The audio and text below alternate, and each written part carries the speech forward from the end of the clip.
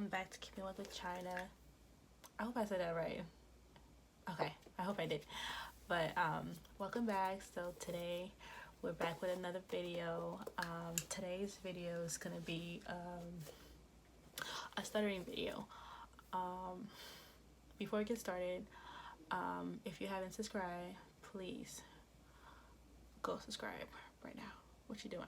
Go subscribe right now. I'm playing, but yeah, but still, please go subscribe.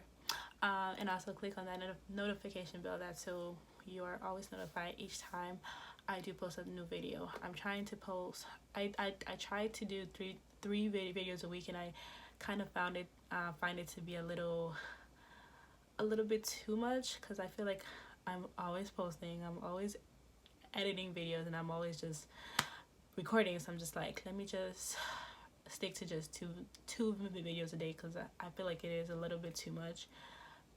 Three videos a week.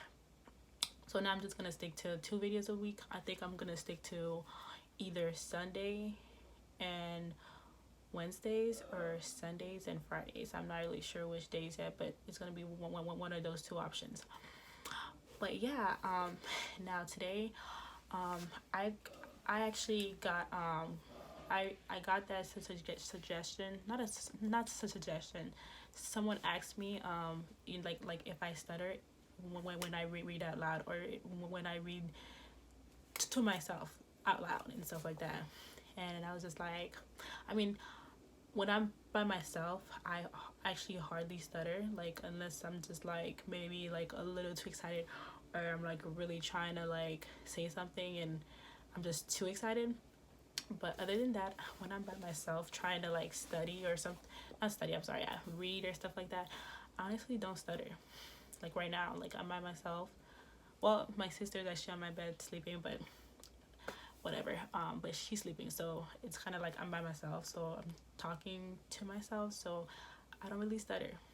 So yeah, so they wanted me to. They asked me if I stutter when I read, so I'm just like, I might as well just do a video about that, you know. Yeah, so I'm gonna probably read like a page or so. This is a book that I'm reading right now. It's called All the Joy You Can Stand. This book was recommended by a friend of mine, and she told me this book is it's a really great book, and that it changed her life. You know, and I started to read it. I'm actually on page 64. I actually was supposed to be finished this book, but I've just been so busy, and all the changes that's been going on. I've been so busy that I haven't had the time to actually sit there and actually read. But this book is, yeah, it's really amazing.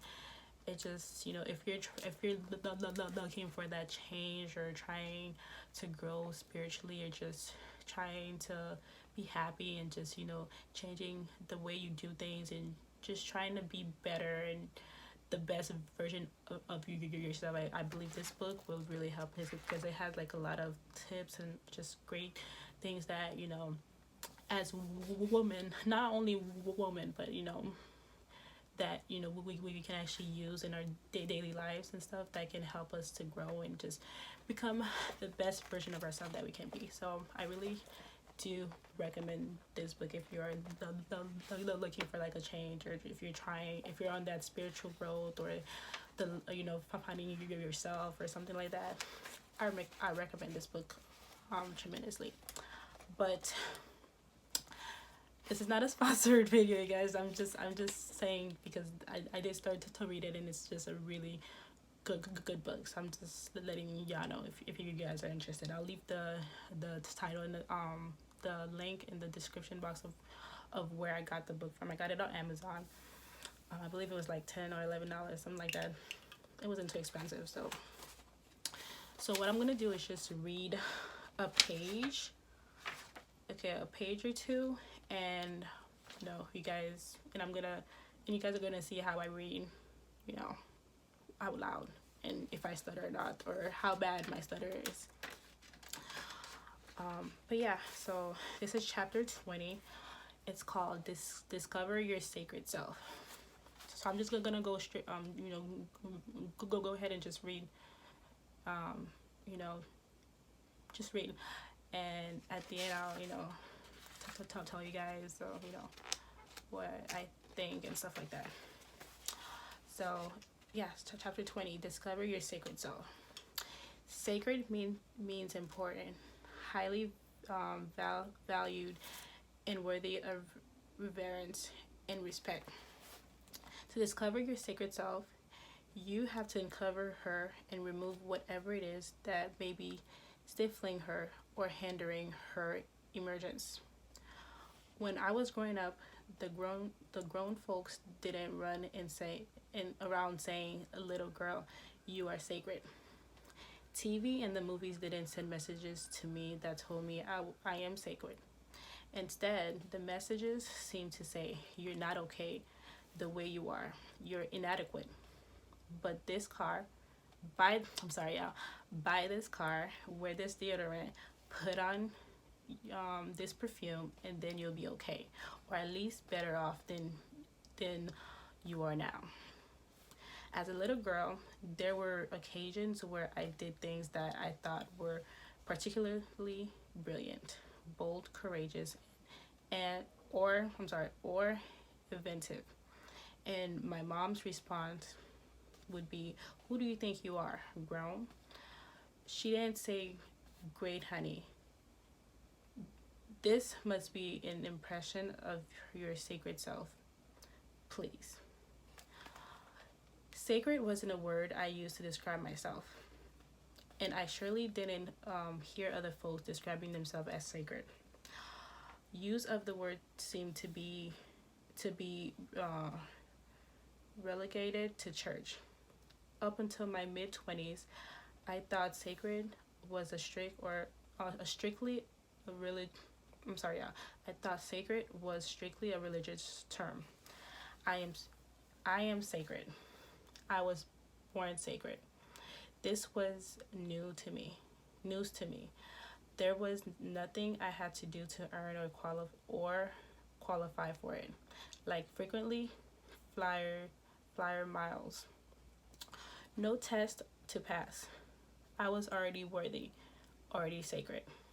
Scrolling back through the sound bites I recalled hearing in church, I didn't remember a single instance when I was told I was sacred already, by design. As a little girl and a young adult, my interpretation of the messages I received had common themes. I was flawed, damaged goods. I had messages reverberating through my head that claimed all have sinned and fallen short of the glory of God. I thought I had to be baptized, saved, take communions, repent, come forward during an altar call, adhere to the 10 Commandments, not curse, and not have sex until I was married. Then I might be eligible to be sacred. All right, you guys, I'm gonna stop right here because that chapter goes a little bit longer, and I didn't want this video to be too long. But yeah, so as you guys see, while I was reading, I was very calm, and I am by myself too. So so that helped my fluency, like to just flow. I mean, there's some words that I kind of stumbled on, here and there, because I kind of was reading too fast, or I wasn't reading at the right rhythm.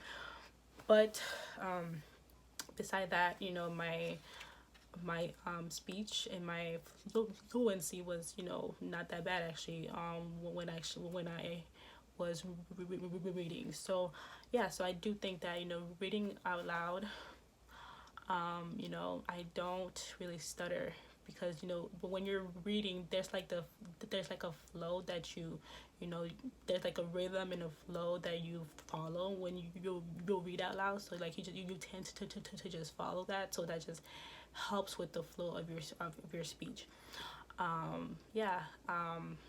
Like especially when I read in class and stuff like that, I used to actually stutter.